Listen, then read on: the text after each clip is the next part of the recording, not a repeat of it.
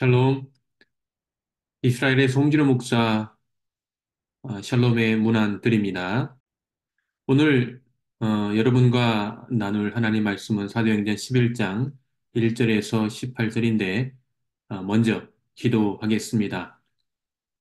하나님 아버지, 우리의 삶을 주님께서 늘 붙잡아 주시고 힘들고 어려운 삶의 현장에서도 늘 평강으로 인도하시며 또한 우리의 삶이 평강의 삶을 원하시는 아버지 하나님, 하나님께서 우리에게 주시는 비전들이 있고 그 비전이 어디를 향하고 있는지 우리가 늘 주님께 묻고 또한 주님께서 원하시는 자리에 서 있는 저희들 되게 하여 주시옵소서. 이 시간에 말씀을 통하여서 우리 자신에게 주시는 이 열방이 어디인지 그리고 그 열방을 향해서 나아가야 되는 하나님, 우리 마음에 하나님의 마음을 주옵소서. 이 시간도 주님께 부탁하오며 예수님 이름으로 기도합니다. 아멘. 사도행전 11장 1절에서 18절 제가 먼저 읽겠습니다. 유대에 있는 사도들과 형제들이 이방인들도 하나님의 말씀을 받았다함을 들었더니 베드로가 예루살렘에 올라갔을 때에 할례자들이 비난하여 이르되 네가 무할례 제 집에 들어가 함께 먹었다 하니 베드로가 그들에게 이 일을 차례로 설명하여 이르되 내가 요파시에서 기도할 때에 황홀한 중에 환상을 보니 큰 보자기 같은 그릇이 내 귀에 매어 하늘로부터 내리어 내 앞에까지 드리워지거늘 이것을 주목하여 보니 땅에 네 발 가진 것과 들짐승과 기는 것과 공중에 나는 것들이 보이더라. 또 들으니 소리 있어 내게 이르되 베드로야 일어나 잡아먹으라 하거늘 내가 이르되 주님 그럴 수 없나이다. 속되거나 깨끗하지 아니한 것은 결코 내 입에 들어갈 일이 없나이다 하니 또 하늘로부터 두 번째 소리 있어 내게 이르되 하나님이 깨끗하게 하신 것을 네가 속되다고 하지 말라 하더라. 이런 일이 세 번 있은 후에 모든 것이 다시 하늘로 끌려 올라가더라. 마침 세 사람이 내가 유숙한 집 앞에 서 있으니 가이사랴에서 내게로 보낸 사람이라. 성령이 내게 명하사 아무 의심 말고 함께 가라 하시매 이 여섯 형제도 나와 함께 가서 그 사람의 집에 들어가니 그가 우리에게 말하기를 천사가 내 집에 서서 말하되 내가 사람을 윗바위에 보내어 베드로라 하는 시몬을 정하라. 그가 너와 내 온 집이 구원받을 말씀을 내게 이르리라 함을 보았다 하거늘 내가 말을 시작할 때에 성령이 그들에게 임하시기를 처음 우리에게 하신 것과 같이 하는지라 내가 주의 말씀에 요한은 물로 세례를 베풀었으나 너희는 성령으로 세례를 받으리라 하신 것이 생각나노라.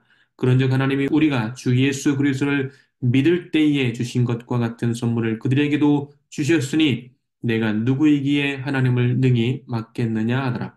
그들이 이 말을 듣고 잠잠하여 하나님께 영광을 돌려 이르되 그러면 하나님께서 이방인에게도 생명 얻는 회개를 주셨다 하니라.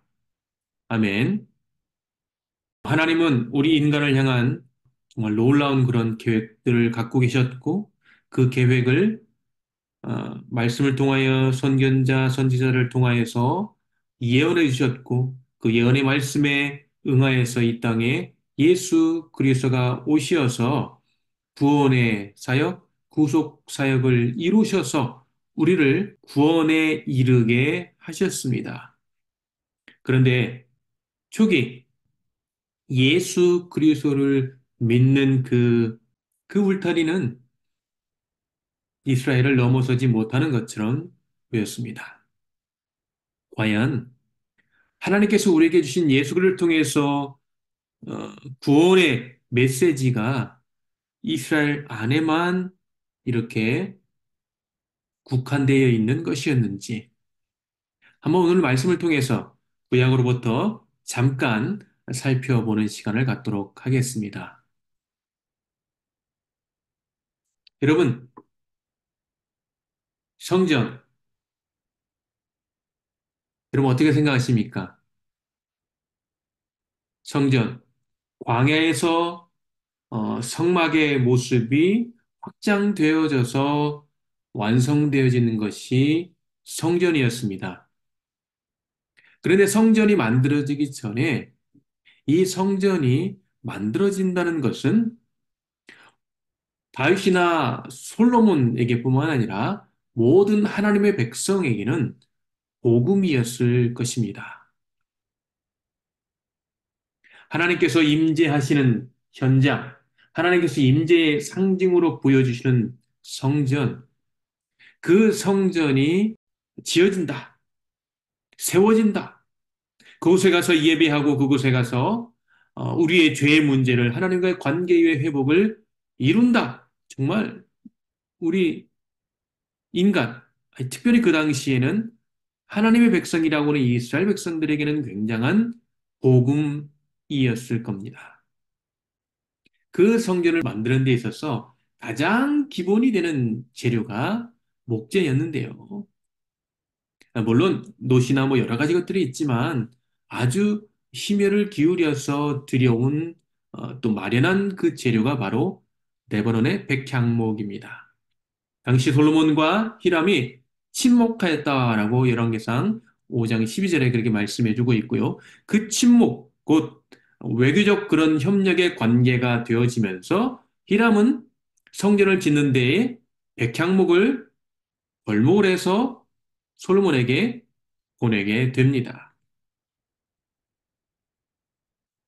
그 백향목이 어떤 식으로 이스라엘로 들어왔느냐? 백향목은 저 위쪽 두로 항구를 통하여서 오게 되었는데 육로로 오지 않고 해상로를 통하여서 오게 되었습니다. 이 고대 아수르의 이 구조물에 의하면 그러한 그 원목이 이동하는 그러한 그 구조물이 역사적으로도 발견되어졌고요. 그리고 실제 최근도 이렇게 바다나 강물을 통해서 뗏목을 만들어서 원목이 이동하는 것을 다큐멘터리를 통해서 우리가 또 접하게 됩니다. 이렇듯 이 두로에서 곧 여기 네버런 지역에서 벌목되어진 이 백향목이 이 육로로 오기 굉장히 어렵습니다. 여긴 다 산악 지역이고요. 굉장히 어렵거든요. 그래서 해상로를 통해서 뗏목을 만들어서 이렇게 해상 운반을 했습니다. 그러면 이 백향목이 어디로 들어왔을까요? 바로 요빠라는 곳으로 들어오게 되었습니다. 요빠. 사실 이스라엘 백성들이 가나안 땅에 들어와서 각 기업, 각 지파별로 이 나누어질 때, 기업이 나누어질 때 이 요빠까지 온전히 이렇게 차지하지 못했던 것으로 보여집니다. 왜냐하면 단지파가 이 단지파에게 할당된 이 영토, 이 기업이 요빠 맞은편까지라고 말씀해 주고 있거든요. 어쨌든 이 요빠가 솔로몬 시대 때에 아주 중요한 역할을 하는 그런 항구가 되었습니다. 뭐냐? 하나님의 성전을 짓는 데에 이 백향목이 입항해서 이 요바로 들어오고 그리고 이 육로를 통하여서 예루살렘으로 이렇게 이동하게 되었습니다. 그리고 성전이 만들어지게 되었던 거죠. 제일 성전인 굉장히 아름답게 지어진 성전입니다. 심혈을 기울여서 다윗 때부터 준비해온 이 성전이 솔로몬을 통하여서 솔로몬의 지혜를 통하여서 하나님께서 이 성전을 지게 하셨습니다. 하나님과 관계에 있어서 굉장히 중요한 위치를 차지하는 성전. 이 성전을 통하여서 하나님의 백성들이 재물을 가져오고 그 재물을 통하여서 죄의 문제, 특히 우리 인간의 죄의 문제가 굉장히 중요한 문제잖아요. 하나님과 관계 속에서. 그런데 그 죄의 문제를 해결하는 그 현장, 하나님과의 관계 형성의, 관계 회복의 현장, 곧 이곳은 하나님의 임재가 실제했던 그런 현장이었습니다. 그 성전을 짓는 데 있어서 굉장히 중요했던 요빠. 요빠를 통하여서 백향목이 들어왔다고 말씀드렸습니다. 후에 나중에 바벨론 포로 이후에도 이제 제2성전, 이 수르바벨 성전이 세워질 때에도 똑같은 방식으로 백향목이 들어오게 되었습니다. 오늘 여기 잠깐 계속해서 우리가 집중해야 될 것은 요빠라는 그러한 도시입니다. 요빠. 하나님의 인간과의 그 관계의 끈끈한 그런 연결고리가 되어졌던 그 성전. 하나님의 성전에서 백성들은 하나님과의 관계가 늘 회복되어지는 현장으로 사용되어졌습니다. 제사를 통하여서.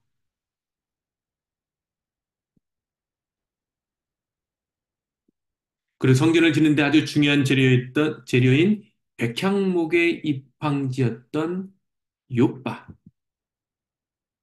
이 요빠가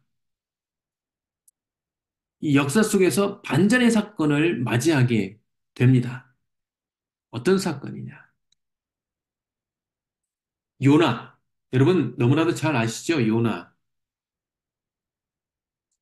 요나 시대에 하나님의 마음이 열방을 향하고 있다는 것을 보여주는 대목이 나옵니다.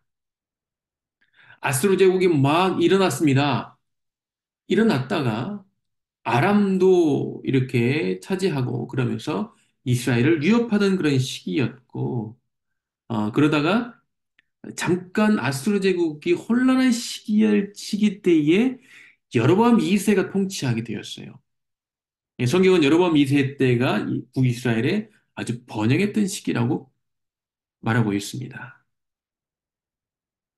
이 시기 때에 하나님께서 요나를 통하여서 니느웨로 가서 회개를 선포하도록 하십니다.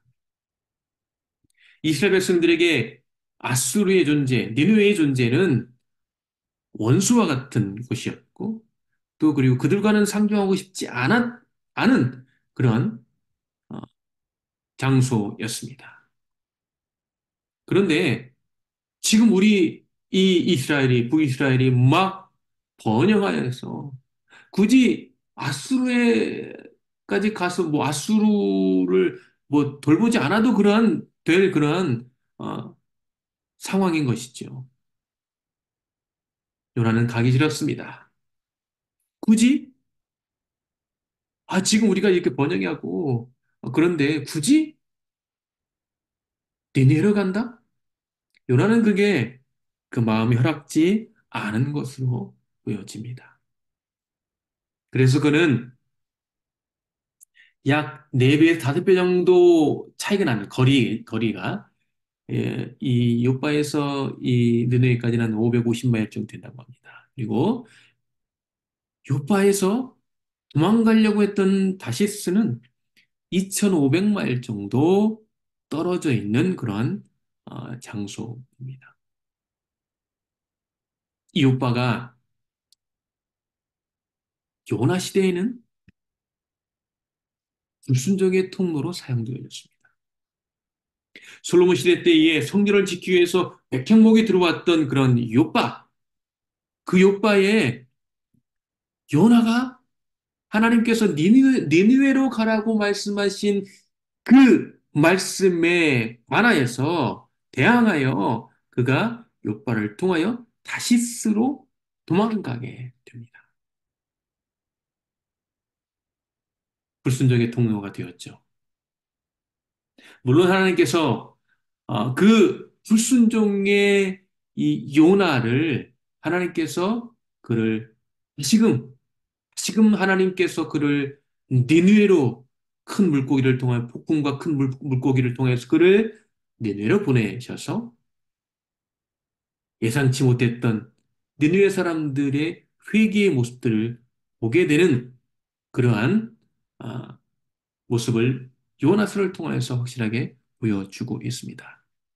분명히 하나님은 이스라엘 백성들에게만 하나님께서 집중하고 있었던 것이 아니었습니다. 이방인들을 향하여서, 열방을 향하여서 하나님은 늘 시선을 갖고 계셨다는 것을 요나서를 통해서도 발견할 수 있습니다.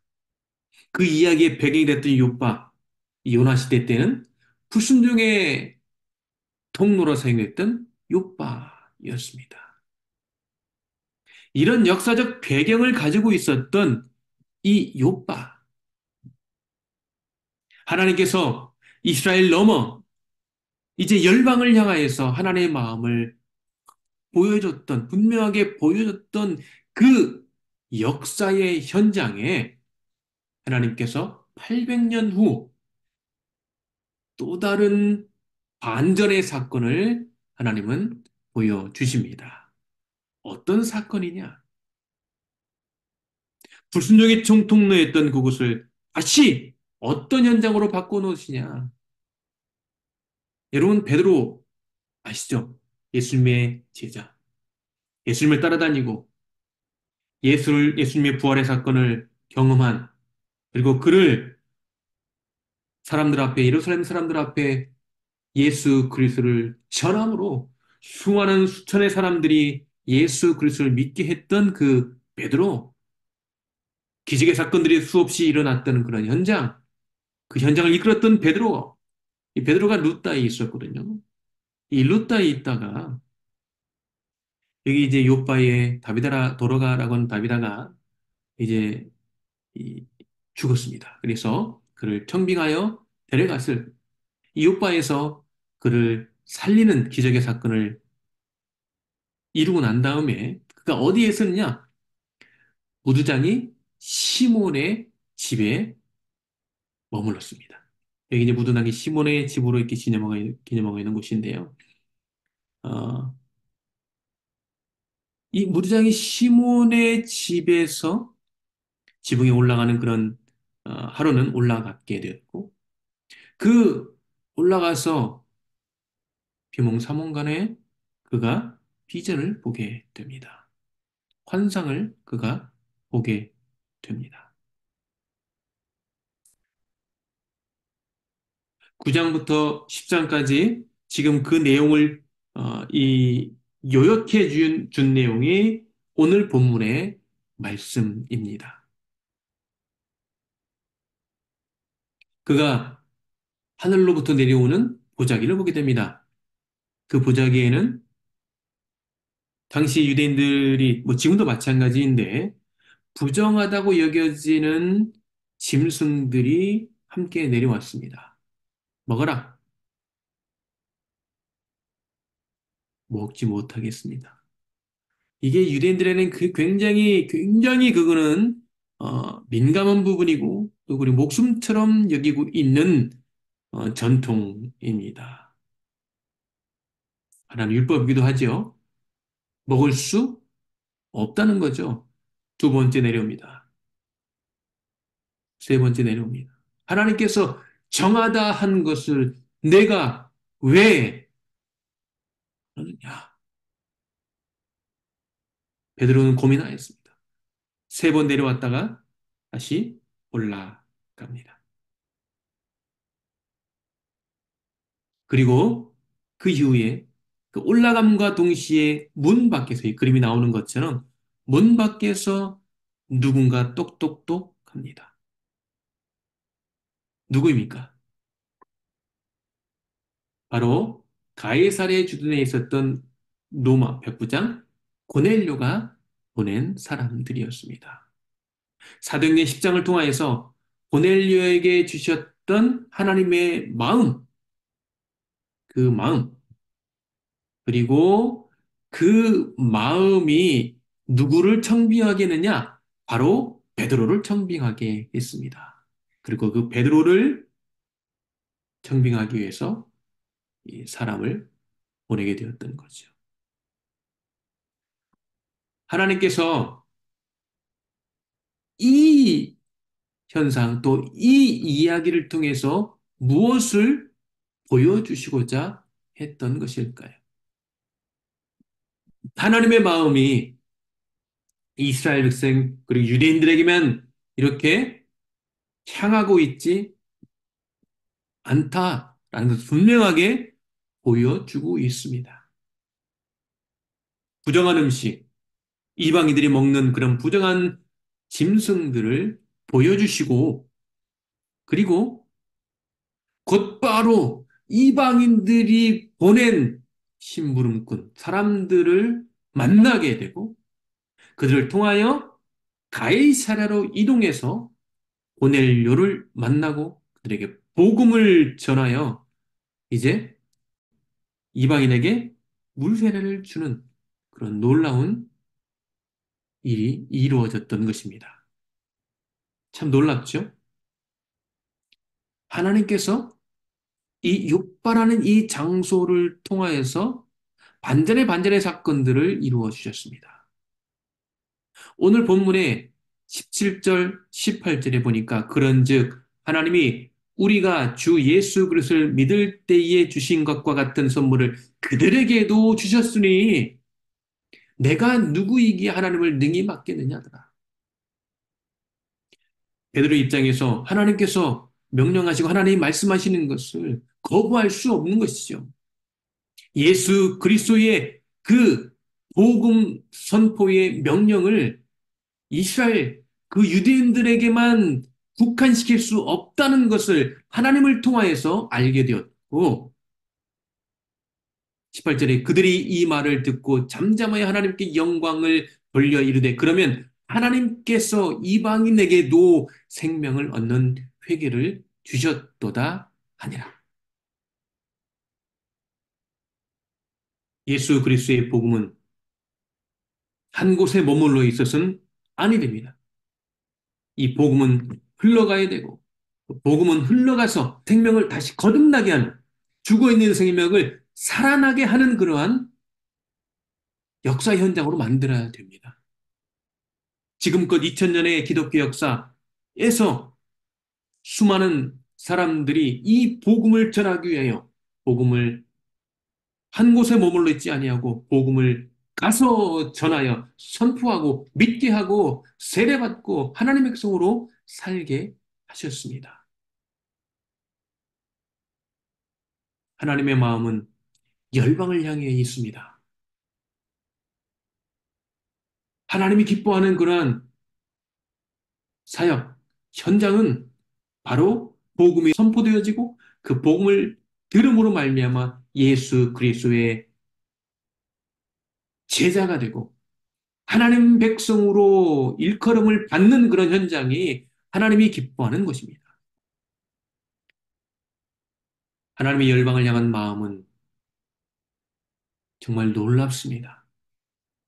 구약 성경에 이스라엘에게만 포커스가 맞춰져 있는 것처럼 오해할 수도 있습니다. 하나님은 구약 성경에 이미 이방인들을 향한 열방을 향한 마음을 보여 주셨습니다. 그 이야기 중심에 등장하는 것이 요빠. 요빠라는 말은요, 히브리어 야포라고 하는데, 그게 야페, 야파란 아름답다라는 그런 의미를 가지고 있는 히브리어 어근에서 온 말입니다.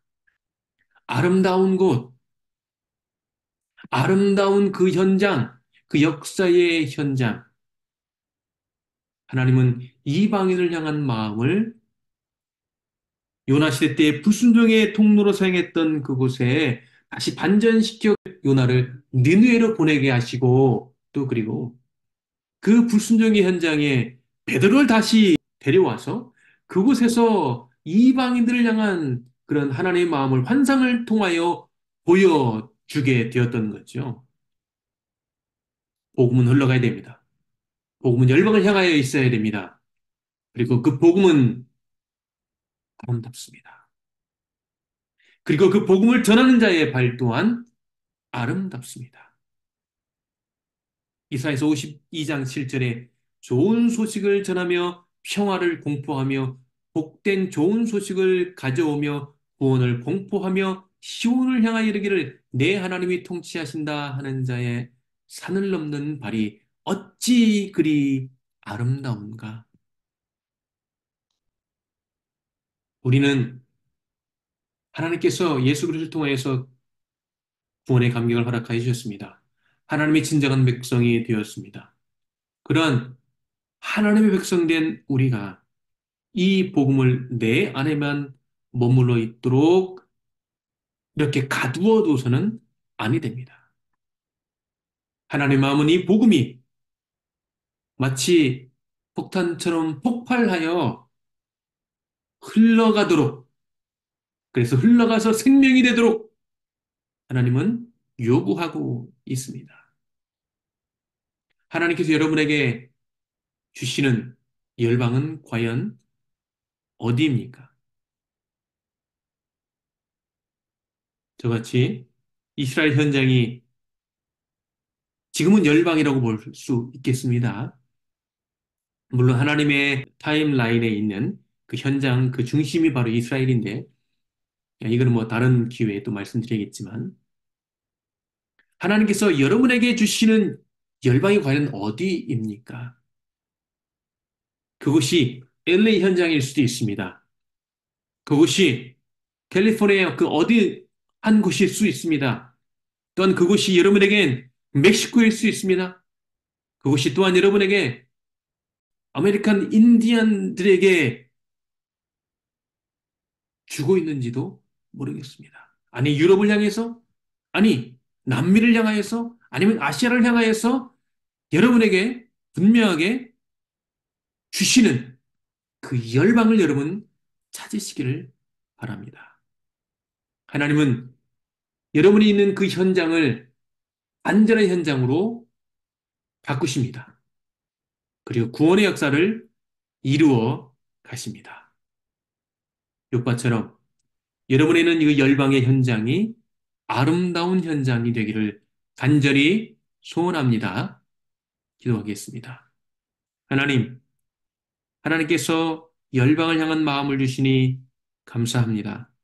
아니, 아직 그 열방을 향한 마음을 갖지 못했다면 하나님께서 각자 각자에게 주시는 그 열방의 현장을 보게 하여 주시고 찾게 해 주시고 그리고 그 현장을 향하여 가게 하여 주시옵소서. 하나님, 우리의 안에 있는 이 복음이 예수 그리스도의 생명의 그 복음이 내 안에서만 머물러 있지 않게 하여 주시옵소서. 나아가 전하고 선포하여 생명을 살리는 그리고 생명을 살리는 그 현장의 기회가 될 수 있도록 주 은혜를 허락하여 주옵소서. 하나님 우리의 삶의 현장을 지켜주시고 늘 하나님 백성답게 내 안에는 복음이 살아서 꿈틀거리고 폭발하여 생명을 살리는 그러한 현장이 될 수 있도록 은혜를 더하여 주옵소서. 오늘도 함께 해주심을 감사합니다. 학업의 현장에 늘 주님께서 주신 지혜와 은혜가 풍성히 넘쳐나며 사역의 현장에 생명 살리는 현장, 복음이 선포되는 현장, 하나님 그러한 사역의 현장에 있게 하여 주시옵소서. 욥바와 같은 반전을 만들어내는 하나님이 기뻐하는 반전의 현장으로 하나님이여 이끌어 주시옵소서. 오늘도 함께 해주심을 감사하며 예수님 이름으로 기도합니다. 아멘. 네, 오늘도 함께 해주셔서 감사합니다. 삶의 현장이 또 그리고 여러분 마음속에 참 하나님의 마음이 그리고 여러분에게 주신 열방은 어디인지 묵상하는 삶이 되기를 바랍니다.